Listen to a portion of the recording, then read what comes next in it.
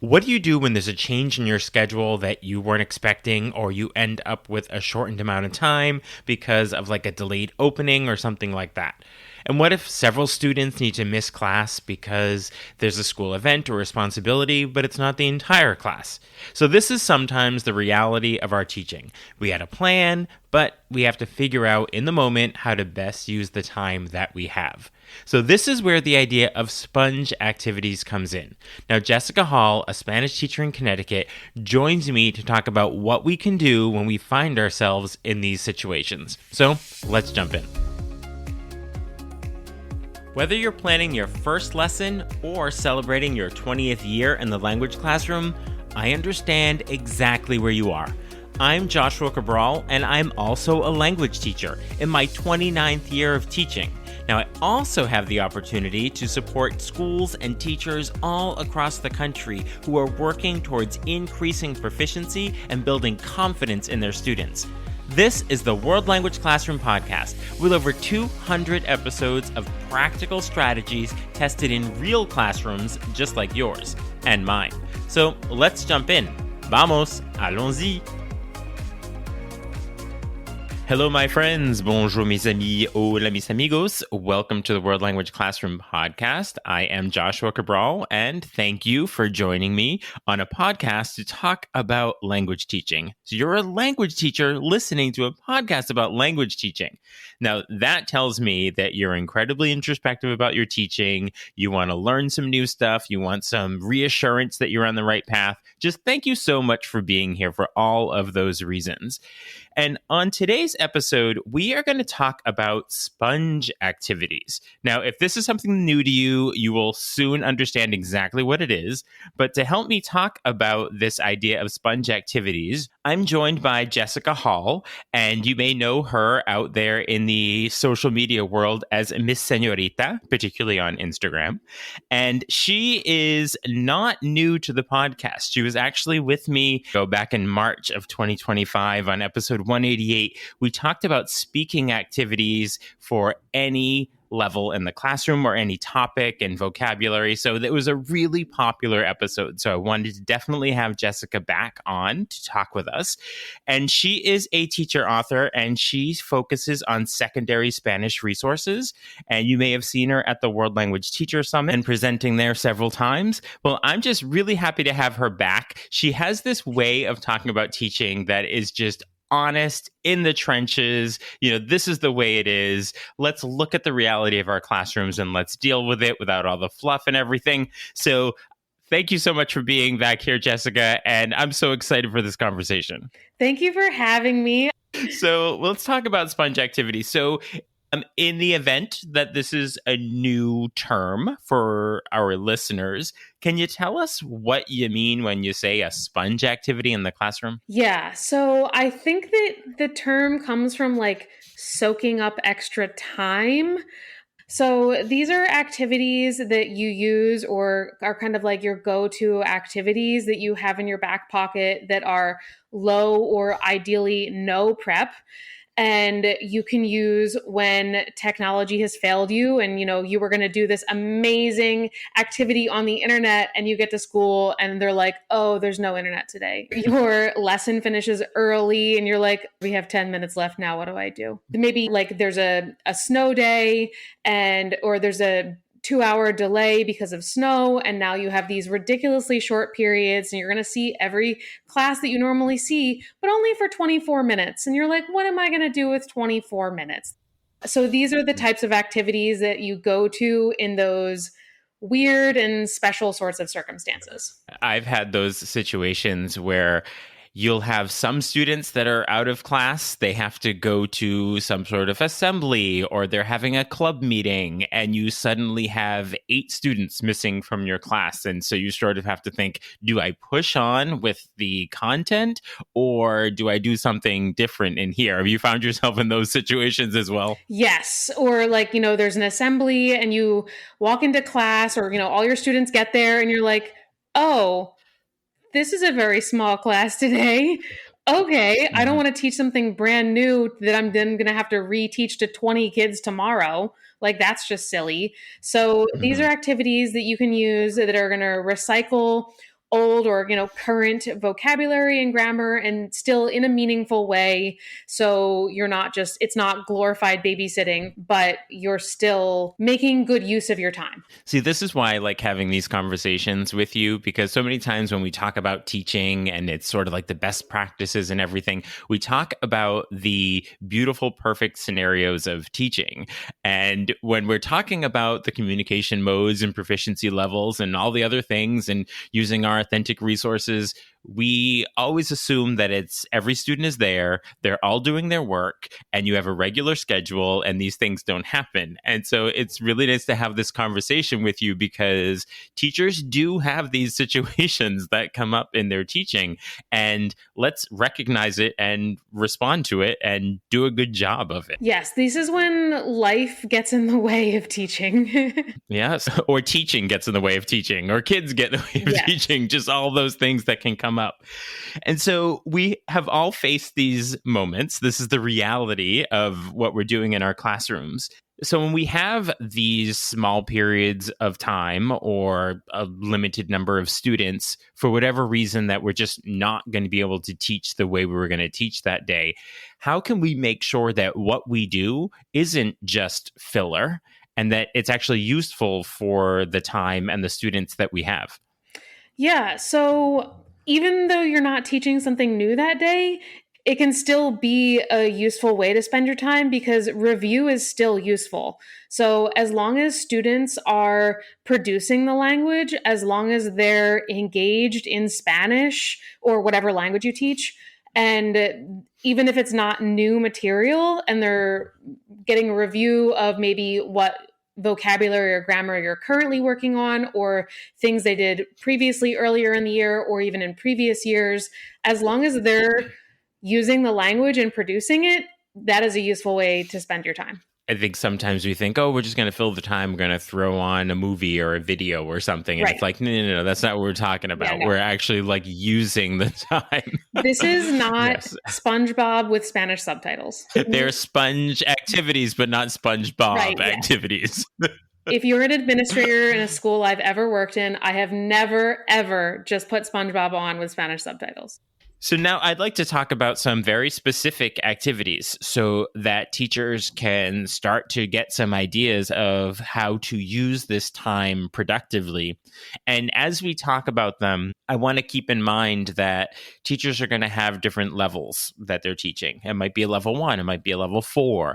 So as we're talking about each activity, I want to make sure that we touch upon, how would this work in a novice class? How would this work in an intermediate class? So that, everyone who's listening, they can take all of these activities and use them in their class. And particularly since you started by saying that they're mostly no prep, that these are the types of activities that, oh yes, I want to find a way to use it.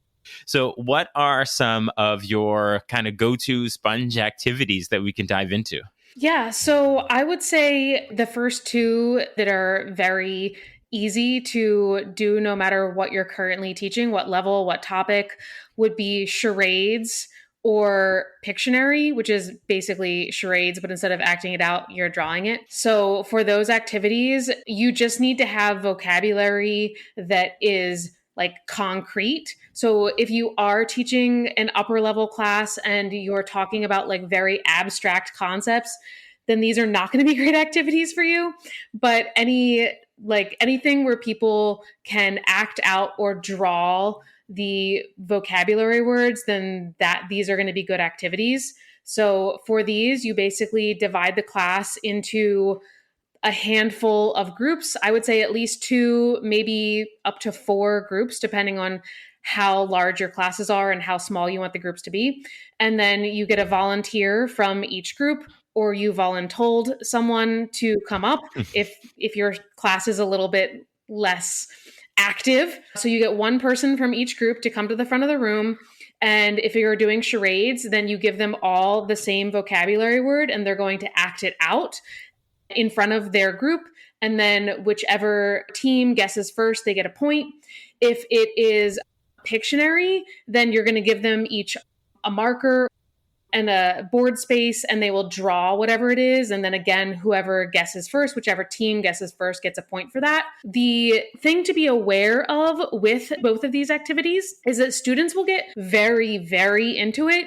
And so you will want to have a talk with them beforehand about volume and not just screaming words. So the good news is they will be very engaged. So I do recommend having a talk about volume, but they will be very into it, and they will be producing all sorts of language relative to whatever they think is being acted out or drawn. So there will be lots of Spanish being spoken. So another good thing that comes out of those two activities is these aren't ones that you have to do a lot of explaining to students. They've played these in other places. They know what it is. So you're able to bring it in the classroom and say, oh, and now you're going to do it in the target language. And when I've done these, particularly like something like charades, I've done a little bit with the Pictionary, but it's a great way to just bring in vocabulary from the past, from other units that you haven't really been able to find a way to seamlessly put into a current unit. It's like, oh, so this is a perfect opportunity to review some of that.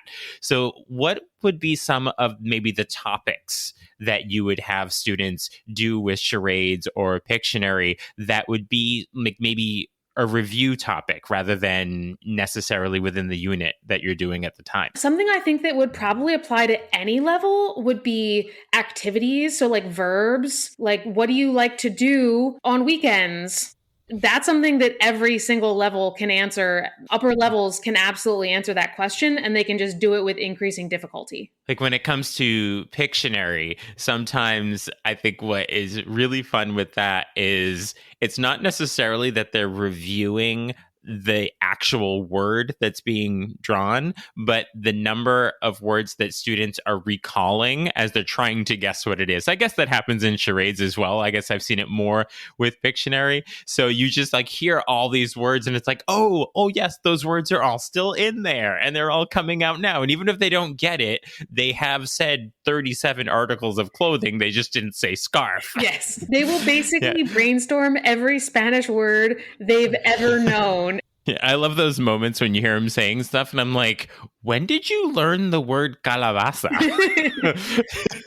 Where did that come from? Okay, I guess at some point it came up or you retained it from somewhere. Okay, so we have our good go-tos, Pictionary and charades. What other sponge activities have been useful for you? So another activity that I have always really liked is so this is not no prep. There are materials required. If you have a class set of whiteboards, that can be amazing in terms of soaking up time if your lesson finishes early or you have a silly amount of time for your class period length because of whatever weather-related reason. So if you have a class set of whiteboards, everybody gets a whiteboard, everybody gets a marker, and then you can basically give students like fill in the blank sorts of sentences or open-ended questions, but make sure that their answer is very short and very brief. Like ideally you want them to, it needs to be an answer where it's like 1 or 2 words, because you can immediately stare out at the class and they'll all hold up their whiteboards and you can give immediate thumbs up or thumbs down feedback to them and like make direct eye contact and give a quick thumbs up or thumbs down. And so students will love that. However, if you have them write a full paragraph and you stand there and you read each of them, like that takes too long. So it needs to be something short. So something like fill in the blank is easy, or like an open-ended question where there's a very short answer. Mm-hmm. And so what would you have students do? Like suppose it's your favorite color or your favorite activity, and whether they're writing the word or drawing a picture and they all hold them up. So what is the sort of follow-up to that? What are you going to do with that information? So, I mean, you could certainly have them turn to a partner and talk about it, depending on what level you're teaching. I've really only used this with Spanish 1, where their Spanish skills are just so very limited. I've used it when Like I'm given a fill in the blank activity and it's like, this is so boring and I have to teach it this way with my students because this is how the district requires me to teach it, and I don't want to teach it this way because it's so Mhm. boring. But if you do it with whiteboards, it's somehow like so much more interesting and also much more valuable way to spend your time because you can give that immediate feedback and because you can immediately see that, oh, half the class is not understanding reflexive verbs. We are lost on this topic Mhm. or whatever it is.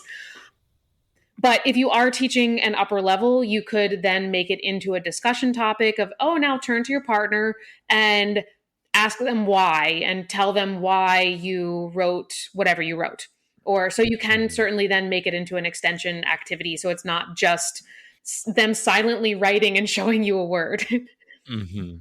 But you mentioned that you can see by what they produce what they have acquired. So it's a really good formative assessment for you when you're looking at what they're producing and saying, oh, wow, there's not a single reflexive pronoun in any of their phrases. So it is that good formative going there for you. And I think students do love the whiteboards and the markers. And if you have the little erasers that go along with them, they usually come in a set. And, when I talk to parents and they talk about technology, I'm like, you do not have to get them the new phone. If you get them a whiteboard and a marker, they will be just as happy. Maybe not just as happy, but they get so excited about those whiteboards. Yes, it's like an etch a sketch. Like you could just get a classroom set of etch a sketches and they would be beside themselves. Yes. All right. So we have our whiteboards, we have charades and Pictionary. Okay. So Okay. the another activity that I like to do is with paper. So everybody gets one Mhm. sheet of blank copy paper, and basically what they're going to do is they're going to write sentences in boxes. And so you're going to have them fold the paper into as many boxes as you want them to write sentences. So I would recommend having them, the easiest way to do it is to fold the paper hot dog style and then in half hamburger and then again in half hamburger, which gives you 8 boxes. If you want to get really tricky, you could have them folded into 6 boxes, but it's going to take them about 7 minutes to figure that out. So ask yourself if you want to spend 7 minutes folding paper. So once you have your boxes, whatever topic you're currently teaching, so this would be an activity that you use as a review, basically. Whatever topic you're currently teaching will work for this. So let's say you're teaching a unit on something with activities and what you like to do or what you did or what you will do, depending on what level you're teaching, right? So something with a lot of verbs. So I would have them write a subject pronoun in each box, and then they would write a sentence of their choice in that box with either verbs that you give them or ideally any verbs that they're currently working with. I would give them some sort of context for this. So it's not just write sentences in boxes. So there's a lot of different ways you could do it, but I like to have them write a different subject pronoun in each box so they're not just basically writing all the forms of one verb and a bunch of different verbs to talk about what they and others did last summer or what they and others want to be when they grow up or what they will be doing in 5 years or what they do on weekends. It's a way to use a variety of different vocabulary and verbs. It's a good review. And then I also have them draw a picture of each thing in the box because I just really like to add that little art aspect to it. The whole idea of just having them fold the paper, there's always those little things that just by simply folding the paper, it gives them something to do. It's like this manual thing that they're doing, and then they're writing on it. You could give them the paper that already has the boxes pre-done with lines, but that's not the same Oh, as well. having them fold it. It gives them something to do. I'm thinking you just said you had them put the pictures in to illustrate what they're writing. Yes. So I'm thinking, okay, if I want to try this in my class, I'm now thinking, have you had them exchange papers with somebody else and they draw the pictures for somebody else's sentences? So it becomes a writing and then a reading thing on there. I'm just like throwing ideas around in my head as you're talking about this. What do you think of that? I have never done that, but that is so smart. And I would totally do that. I like that a lot. If you do something like you make sure that it's their name's not on it and they're not exchanging it with someone right next to them and they don't know whose it is, then you can keep it a little anonymous with stuff like that, you know? Okay, so we have the categories. You call it categories, boxes. What do you call that activity? Like you're like, oh, I'm going to do the, what do you tell yourself? I called it categories. So initially I did this only as a category, but there's a lot of, so that is what I call it, but there's a lot of different ways that you can use it instead. And can we have one more possible sponge activity idea? Yes. So my personal favorite sponge activity. So everybody gets 2 pieces of copy paper and they layer them on top of each other. And then the bottom piece, they move down like an inch or so below the top piece. And then you fold them so that the papers have like a ruffling effect. I do have a PDF that you can send them the link to where they can download all of these ideas. And it includes a visual, very clearly explaining what I'm trying to explain with words. But basically, with this, the top layer will be a sentence starter. And then there's like 3 ruffles, essentially, of layers beneath them. And on each of the layers, they write a word. So for example, I use this in Spanish 1 when we're learning adjectives and how to describe ourselves. So for the sentence starter, everybody writes yo soy. And then they write 3 adjectives to describe themselves, 1 on each layer of the paper above the word. So you have to like flip the paper up a little bit to see above the word. They again draw a picture. I'm really big fan of drawing pictures to describe themselves. So you could do this with upper level classes and they write 3 places they went and they draw a pretty picture. Or you could do it with the future tense or the subjunctive. You know, you have a new student coming to school, give them 3 recommendations. So any sort of a context where there's a beginning of a sentence starter, and then students get to go a little crazy and creative with the end of the sentence and get to have fun and personalize it themselves. It's taking this idea of writing sentences, which could be like, oh, okay, I'm writing sentences, but then you're adding in this aspect where they're taking paper, they're folding it in a certain way, and then it's making it more interactive for them to be writing it. So just like when we were talking about the categories activity, you know, you could just have them write these sentences, but when you do it in this interactive way, that's where it gets them thinking and involved there. I can kind of visualize what you're talking about. I've seen those foldables, but I'm sure that our teachers that are listening would like to see a little bit more of exactly how that would look because they're a little intrigued. So I believe you have a PDF you just mentioned where you have explanations of all these activities that you've talked about just now, including some visuals about how to do this foldable. So I will make sure that the link to that is in the show notes. I want to make sure teachers can get that right away. So when we have all of these ideas, and you have probably way more than you even shared with us just now, so how do you sort of keep track of them? And how do you decide, oh, okay, this is the one I'm going to use in this situation? Because a lot of times you're in the moment where you have to make this choice. You're not planning for these. That's kind of the whole point of it, right?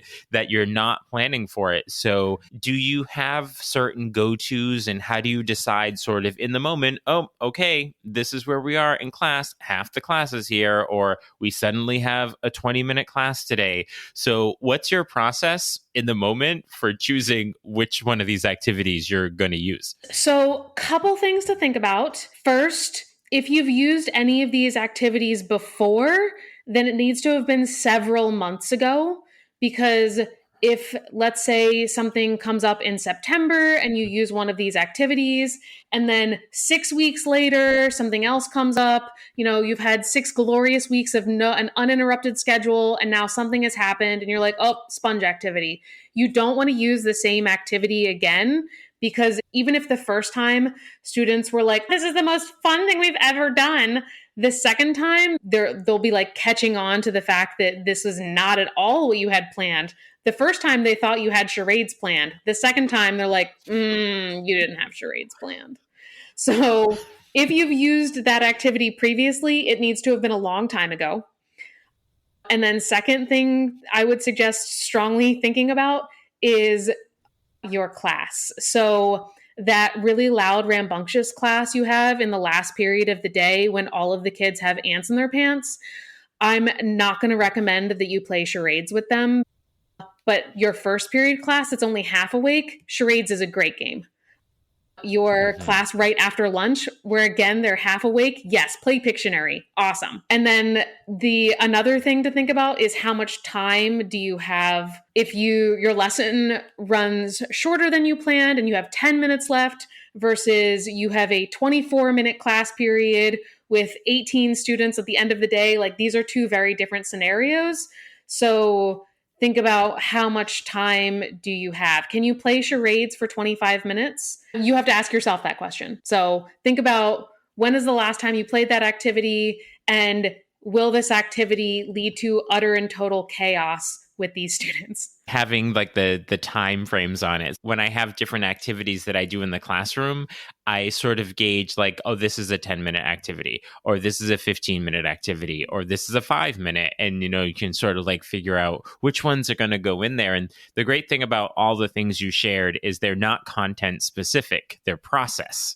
Rinse and repeat with other topics. So you can sort of pull them in from anywhere with that. And so if a teacher wants to start using sponge activities, like say tomorrow, like say they're listening to this and tomorrow's a snow day or there's a delayed opening, who knows, this could happen in a lot of places.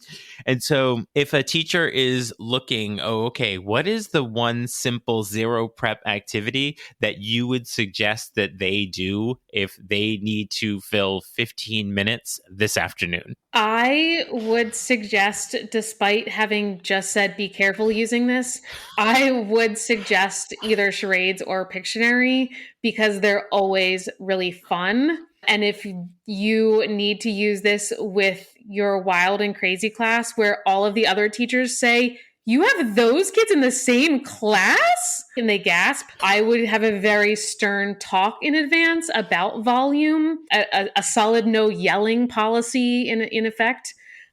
But yeah, those would probably be my go-tos because they are absolutely zero prep and zero materials other than you thinking of vocabulary. And so where are you continuing to pull your inspiration from and to learn more? What can you suggest to our listeners about, where they can continue on their learning journey? I would strongly suggest looking into the World Language Teacher Summit. They have just Google World Language Teacher Summit if you've never heard of it before. They have a completely free summit. I want to say 4 times a year, at least three or 4 times a year. It's a week long, and they have maybe like 20 different presenters that you can watch online. It's all completely online, which means that you can watch videos. You can pick and choose what you want to watch, so you don't have to watch something that is completely irrelevant to your classroom. And you can also watch from the comfort of your couch. So I really, really like that a lot. If you do Google it and you're like, this isn't free. So it is only free for the week that it comes out. And then after that, it is paid. So if you Google it and you're like, that's not free, it's just not that current week. So I would say sign up for their newsletter and then you'll get informed of when the next event will be so that you can hop in when it's free. Yeah, it's a great online conference. I mean, the fact that it's free is wonderful. And also, there are a number of presenters from all over the country, and there are faces and names that you recognize. we've both presented at it at times in the past. And I actually saw that you presented on this very topic of sponge activities. And that's why I asked you to come on the podcast. But it is really great, and it's well done. And there are different topics that they tend to do. Sometimes it's about differentiation, or sometimes it's specific to culture. Sometimes it's more general. I know they do a back to school one as well, but it is really great. And how can our listeners be reaching out with you? So my Instagram handle is at Miss Senorita TPT. I'll make sure that's in the show notes. You do really good tips for teachers to use in the moment and things to try out in their classrooms. So you do a great job with that. And so before we say goodbye, I always like to leave our listeners with a hearty piece of advice, I like to call it, about life, teaching, just something for us to walk away and contemplate. What can you share with us? So what I think that all teachers need to hear more of is that you're doing a great job. Students are learning, and you need to not overwork yourself. You're doing excellent. There you go. Yeah, I like to start my podcast every time by saying, if you're doing nothing else, you're listening to a podcast about language teaching. I mean, who does that? You do that because you're awesome, so yeah. So it's really, really good to constantly have those words of reassurance. Well, thank you so much, Jessica, Miss Senorita, for hanging out with us today and sharing these ideas. And I'm sure that these ideas are sort of going around in teachers' heads right now. And when they're listening to this, it may be something that they absolutely need for today in their classroom. And if not today, tomorrow. So thank you for always keeping it truly real with us on the podcast, and for joining me again. I hope we can do it again soon. Thank you so much for having me. What are your takeaways from that conversation with Jessica Hall? Having a plan and some go-to activities when our schedules are impacted helps to reduce the frustration that can set in when these things happen. So be sure to check out the show notes to connect with Jessica Hall and to get her PDF with the activities that she talked about. And thank you personally for all the work that you do on a daily basis to support and motivate your students. I very much appreciate the opportunity to support you and your language teacher colleagues as you bring effective, proficiency-focused strategies into your classrooms. A reminder that I provide on-site workshops, live virtual sessions, self-paced departmental PD, and my new Ready for Tomorrow Quick Win courses for individual teachers just like you. You can find all the links in the show notes or on my website, wlclassroom.com. I will talk to you soon. Bye for now. Thank you for listening. Be sure to follow or subscribe so you don't miss a single episode. And let's stay connected on social media. You can find me at WL Classroom pretty much everywhere. You'll also find lots of ideas, suggestions, and resources on my website, wlclassroom.com. Now stay curious, keep learning, and continue the great work you do inspiring and supporting your students.